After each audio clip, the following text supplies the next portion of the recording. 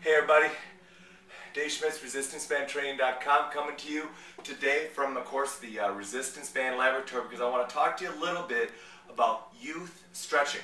My son Carter and I are stretching out here. He's going to go through and he's going ahead and back and forth moving like he always does, stretching out. I want to talk to you a little bit about youth stretching.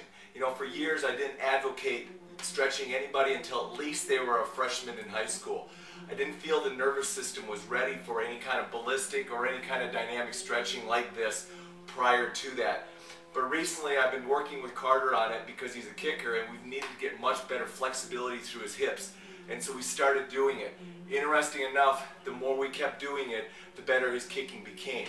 So it started me thinking, hey, maybe I'm missing out on something here. And so Carter has been stretching for approximately the last month and a half, 2 months, regularly doing it. I want to take you through the simple stretching process that he takes you through. Okay, Carter, let's go ahead and start with the first one. Carter always starts with the first one right here. He just pulls his elbows down and nice and easily just presses with his heel. Notice he doesn't hold it. He tries to lock it out and then he takes it down. Every time he gets to this position, he should be in a very relaxed position.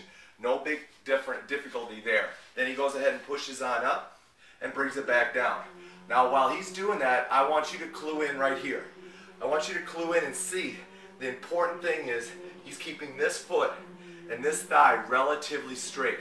If he lets this knee bend up and now he presses here, he immediately can go ahead and get more motion here, but he's not getting it here. He's getting it from his low back. So what we do is we advocate, hey, put that foot against the wall. Every time you press up here, you try to press down here. And literally, he's trying to stretch the hip flexor and the hamstring apart. So that's stretch number one. He's going to go into stretch number two now. Now again, I'm using a mini band here, small band, so that he can lock it out. Takes his hand, he puts his palm right to the floor, and he can just hold it right there and stabilize. And now he's pressing out. Nice and easily just pushing out. Now, for a while, I take him through these. You'll notice I'm navigating him through the motions. He's just doing all pushing. I'm not pressing on him. I'm just simply taking him through different places that he can stretch out. Working that quad or hamstring, lengthening it out. Stretch number two. Once again, as he's doing that, he's working on keeping this leg pretty straight. Now you notice he's gotten comfortable enough where now he can control it himself.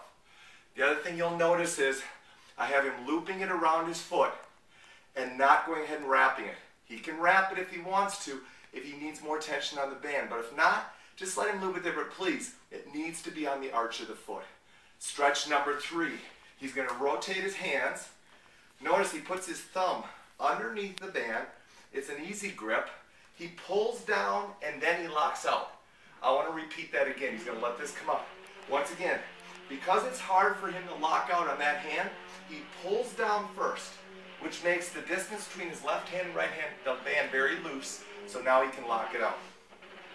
Very important. From a kicker standpoint, what we found is this is Carter's biggest deficit that he needs to work on. He's pressing out. Once again, I'm just going to migrate him or navigate him through it and helping him learn how to stretch in different diagonals. But after about 2 times of doing that, he's been able to very easily take care of that. Now if I want to do a little extra, I come in here and I stabilize this leg a little bit more to make this hip stretch. That is stretch number 3. The final stretch, Carter's going to slide his hand way up by his foot. He's going to pull down and lock out. Now what he's going to do is pull down, and this is a tough one for him because it really gets after his hips. He lets his head relax the best he can. He lets this hand come up. He's got a little bit too much tension here, so we're going to back off a little bit. He's going to lock that hand out, and he's going to stretch, and then he's going to back this elbow off a little bit and give him a break. And then he's going to pull down again. Okay? Another way to do that is keep that hand locked out, keep this here, and just let the leg straighten out a little bit, and then let the knee bend. Then let the leg straighten out a little bit, and then let the knee bend. Meanwhile, he's doing the best he can in keeping this down. Hip rotation stretch. It'll be the toughest one to do. The other thing is working on keeping their body nice and straight. So they're really working on stretching those hip rotators. Tough stretch to do. If he needs to rest, just let his foot come down to his hip and let him relax a little bit. That's a more comfortable position.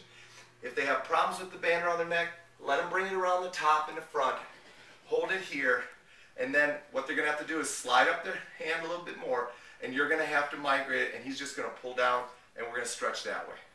Preferably though, if he can go behind the head, let his head relax down onto the floor, and stretch that way, it would be better to do. Nice job, Carter. Little youth stretching program. Key thing is, use a mini band, use a micro band, let them get used to it, take them through the motions, give them a chance to learn it, and I think you'll find it to be pretty successful. What age group do I start? Right now I'm thinking 8th grade is the earliest you want to go, but I think if you do it slowly and you take your time with it, it would work out great for anybody from 7th grade on up. Thanks for listening. I hope this has helped you with a little bit of youth training, especially with all those youth football players starting out. Might be something you want to incorporate.